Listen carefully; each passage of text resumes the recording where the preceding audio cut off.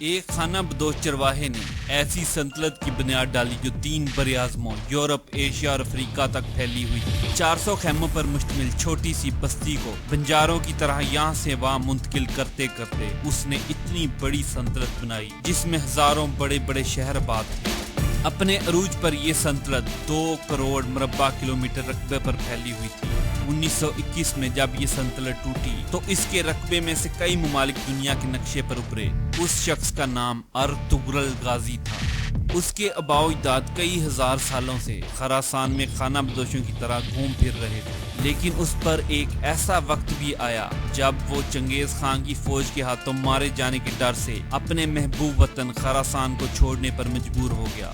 اگر وہ اس خاص لمحے اس وادی میں نہ پہنچتا تو شاید تاریخ کے صفحات پر آج اس کا نام تک نہ ہوتا۔ وہ کون سی وادی تھی اور وہ لمحہ ارطغرل کی زندگی کا ٹرننگ پوائنٹ کیسے ثابت ہوا؟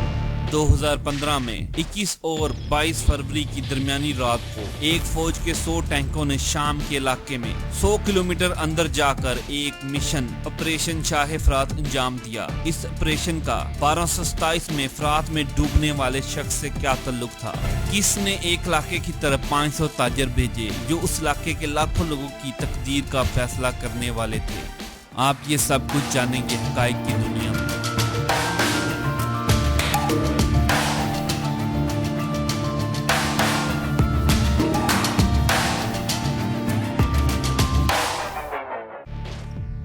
ارطغرل کی تاریخ کو جاننے سے پہلے 13ویں صدی کے حالات و واقعات کو جاننا بہت ضروری ہے۔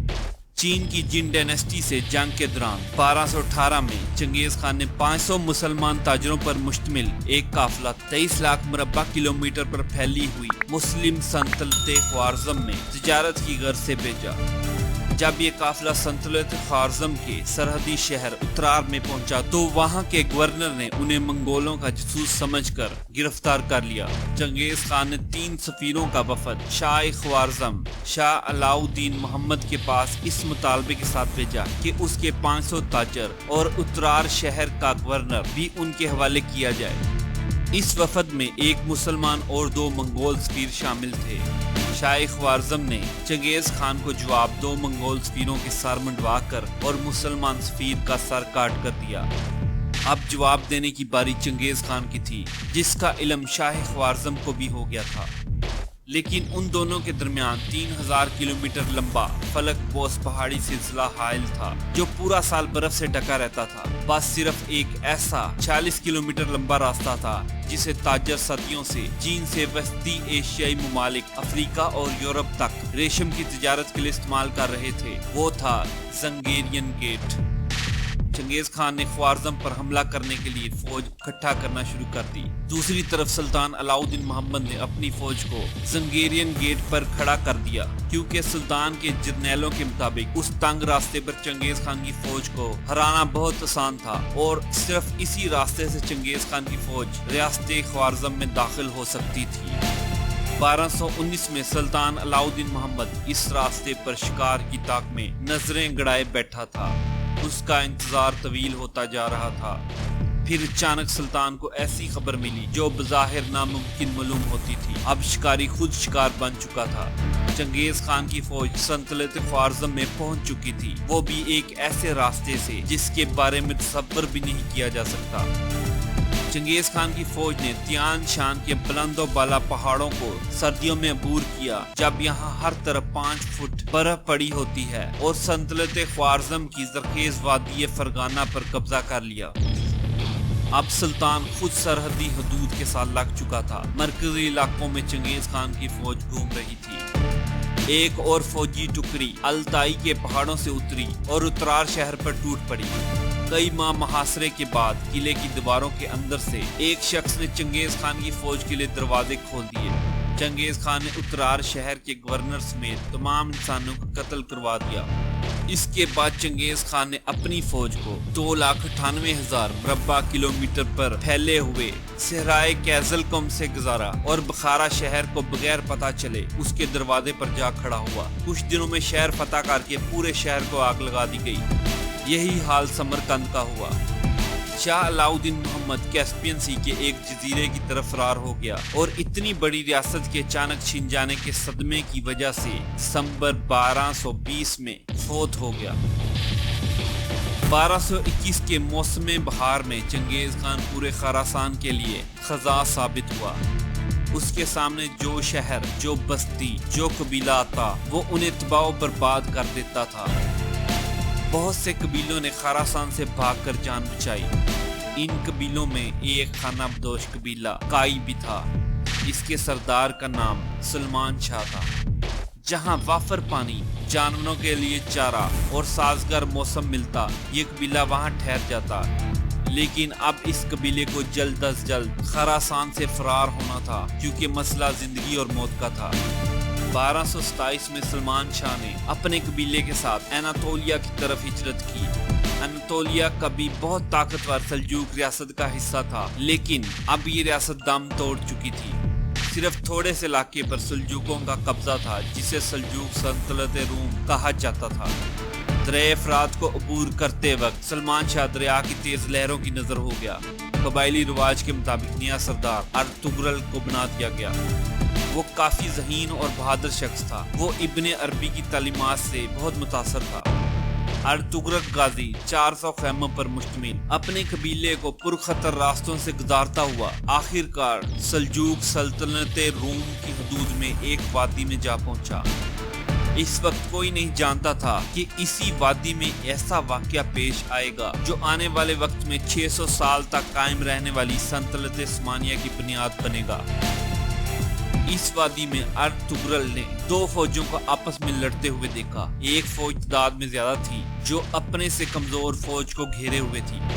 ارطغرل نے اپنے جنگجوؤں کو کمزور فوج کا ساتھ دینے کا کہا۔ جب ارطغرل اپنے ساتھیوں سمیت اچانک میدان جنگ میں داخل ہوا تو تعداد میں زیادہ ہونے کے باوجود دوسری فوج ڈر گئی۔ اب جو کمزور تھے وہ طاقتور ہو گئے اور طاقتور کمزور۔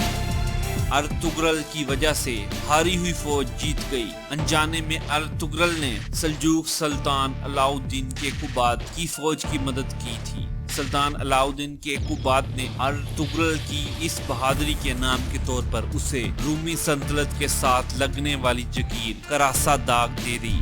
علاؤدین کیقوباد کا ارطغرل کو جگیر دینے کا مقصد یہ تھا کہ سلجوق سلطنت کو سرحدی علاقوں کی طرف سے سلطنت روم کے لگاتار حملوں سے دفاع مل سکے۔ ارطغرل نے یہ کام بہت اچھے طریقے سے کیا، بلکہ کچھ عرصہ پہلے سلطنت روم نے جو سگوت نامی علاقہ سلجوق سلطنت سے چھین لیا تھا وہ اس نے حاصل کر کے اپنی جگیر میں شامل کر لیا۔ ارطغرل کی شجاعت اور بہادری سے خوش ہو کر علاؤدین کیقوباد نے اپنی پڑپوتی حلیمہ خاتون کی شادی ارطغرل سے کر دی۔ اس شادی کی وجہ سے ترکوں کے دو قبیلے سلجوق اور آغوز خون کے رشتے میں بندھ گئے اور ارطغرل کے ہاں 67 سال کی عمر میں عثمان پیدا ہوا، جسے سلطنت عثمانیہ کا بانی کہا جاتا ہے۔ 1280 میں ارطغرل کی وفات ہوئی تو عثمان غازی اپنے باپ کے مشن کو آگے لے کر چلا۔ اب سلطنت سلجوق چھوٹی چھوٹی جگیروں میں بڑھ چکی تھی۔ اس تصویر میں دیکھا جا سکتا ہے کہ 1281 میں عثمان غازی کے پاس گہرے سرخ رنگ میں دکھائے جانے والا علاقہ تھا، جبکہ 1324 تک اس نے ہلکے سرخ رنگ میں دکھائے جانے والا علاقہ اپنی جگیر میں شامل کر لیا تھا۔ اسی ارطغرل غازی کی نسل میں پیدا ہونے والے محمد فاتح ثانی نے 1453 میں 27 قبل مسیح میں قائم ہونے والی 1500 سال پرانی سلطنت روم کو صفحہ ہستی سے ختم کر دیا۔ پہلی جنگ عظیم کے بعد سلطنت عثمانیہ بہت بڑے علاقے سے ہاتھ دھو بیٹھی۔ سلطنت عثمانیہ کے علاقوں میں سے بننے والے ممالک میں سے ایک ملک شام تھا۔ 1921 میں معاہدہ انقرہ کے مطابق ترکی نے شام کی آزاد حیثیت کا قبول کر لیا، لیکن ترکی سے تقریباً 100 کلومیٹر شام میں جھیل اسد کے وسط میں ایک قلعہ ہے جس کا نام قلعہ جابر ہے۔ معاہدہ انقرہ کی شق نمبر 9 کے تحت ملک شام کے بیچوں بیچ اس علاقے کو ترکی کا علاقہ تسلیم کر لیا گیا۔ اس قلعے کی حفاظت کے لیے ہر وقت 40 ترک سپاہی موجود رہتے تھے۔ اس قلعے کے صحن میں ایک مزار تھا۔ 2015 میں 21 اور 22 فروری کی درمیانی رات کو ترک سپاہی 100 ٹینکوں کے ساتھ شام میں داخل ہوئے۔ ان کی منزل وہی قلعہ تھی۔ اس پورے علاقے میں داعش نے قبضہ کر لیا تھا۔ ترک فوج اس قلعے تک پہنچنے میں کامیاب ہو گئی اور اس قلعے میں موجود اس مزار کی تمام اینٹیں کھاڑی اور پورے کا پورا مزار ٹینکوں پر لاد کر واپس راتوں رات ترکی میں داخل ہو گئے۔ اس آپریشن کو آپریشن شاہ فرات کا نام دیا گیا۔ اس مزار کو دوبارہ ترکی کی حدود میں تعمیر کر دیا گیا۔ یہ مزار ترکوں کے لیے اس لیے بہت قیمتی تھا کیونکہ یہ ان کے ہیرو ارطغرل کے باپ سلمان شاہ کا مزار تھا۔